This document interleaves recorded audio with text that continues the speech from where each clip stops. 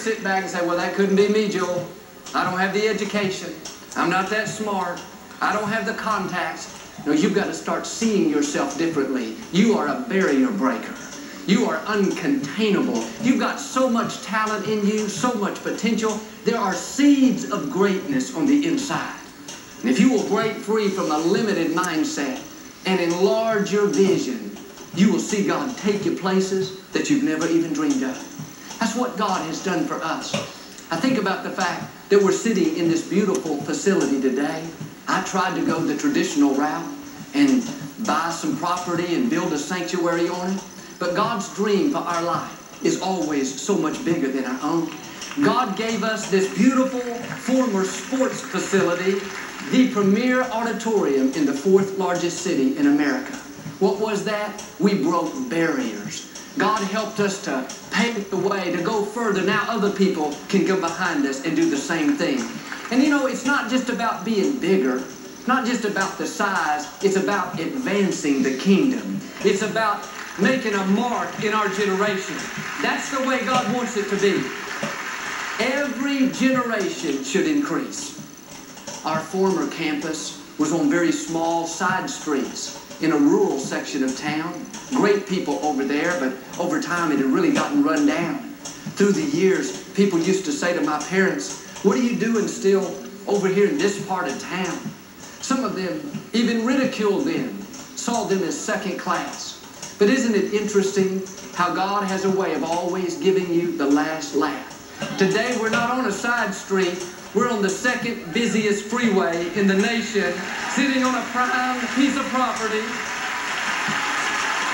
God didn't just give us a building, He increased our influence. It's happening all over. I think about when I was growing up, you just heard Christian music in our church services. Maybe every once in a while through the years, other radio stations would play it, but not that much. But this is a new day. A couple of months ago, I was watching a ball game, and a national commercial came on for a cell phone company.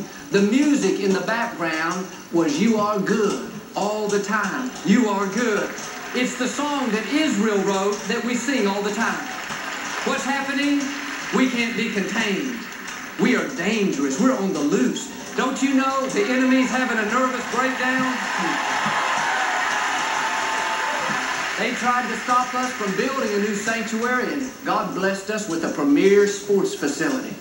They try to push down your talent, try to contain you, but they'll pop up on commercials, movies, on the sports field. And I want you to get this down in your spirit. God is going to increase your influence. He's going to cause your gifts and talents to come out in a greater way. His face is shining down on you right now.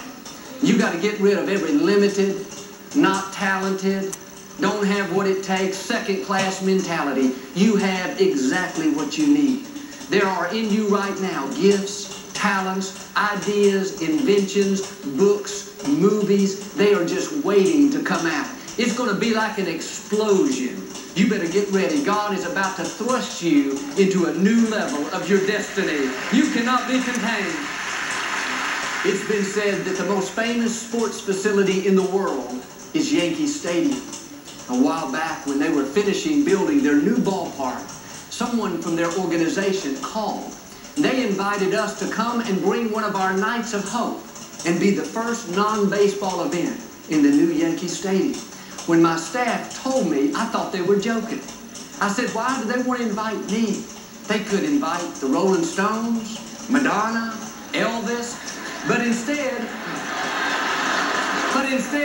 they invited this good-looking minister from Texas. What was God doing?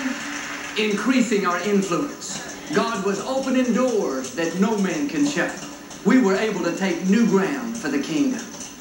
But so often we think, oh, nothing like that would happen for me.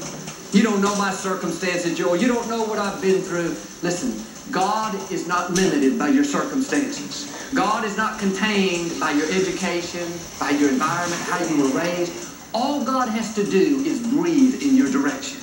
All He has to do is blow the wind of His favor your way.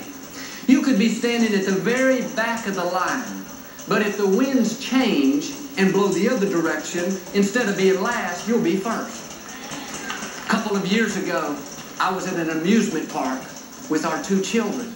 We were waiting in this very long line for a popular ride. And at first, it was all single file, but when you got close to the front, you went into this small room and waited to get on the ride. And the room was about 20 by 20, and we were the first ones in this new batch, and so we naturally just walked up to the front. But when all the other people came, most of them were kids, they were so excited and so anxious about getting on, somehow they maneuvered their way in front of me. And I'm more laid back, and I wasn't going to get in there and fight with them and try to stand our ground. We ended up at the very back of the room, right where we came in.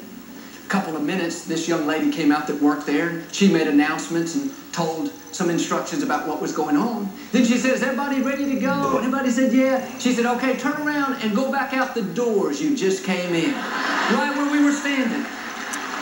I wanted to say, "Nanny, nanny, boo-boo."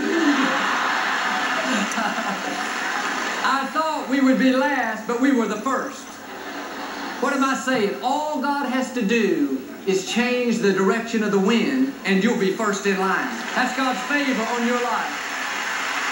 God just has to change the direction, and He can blow a compact center your way like He did for us. Or more practical, He can blow a new job opportunity, a new person, a new level of His favor.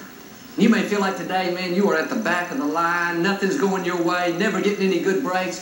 But you need to get ready. God's wind is about to blow in your direction. That's what happened to a friend of mine.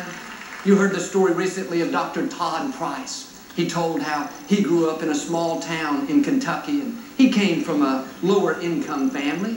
Didn't ever look like he would make much of his life. But as a young boy, he saw a program on television that talked about how there were starving children, kids just that were desperately in need of food. And for $15 a month, you could sponsor a child. Nobody asked him to do it. His parents didn't encourage him. But he was so moved by that program, at 12 years old, he went out and started mowing lawns, and he used that money to sponsor a child. That was over 40 years ago. Today, Dr. Price not only has a successful medical practice, but this year to date, he has given over $250 million worth of medicine to needy people around the world. He went from $15 to $250 million. See, Dr. Price is a barrier breaker. He didn't let the limitations of the past and how he was raised keep him from rising higher. In the natural, it didn't look like he could ever go to medical school, ever make much of his life. But he didn't allow those strongholds to take root. Deep down, he knew he was uncontainable. He knew the creator of the universe was breathing in his direction. Today, he's taking new ground for the kingdom. He's making a mark that cannot be erased. I saw a report on television recently about a young girl that has severe autism. Her name is Carly. Years and years, she had never spoken a word or communicated in any way. It looked like she was mentally retarded. All through the day, she would just flail her arms, drool, and have uncontrollable fits. At 7 years old, the authorities tried to talk her parents into putting her in a special home. They said, "She's never going to get any better.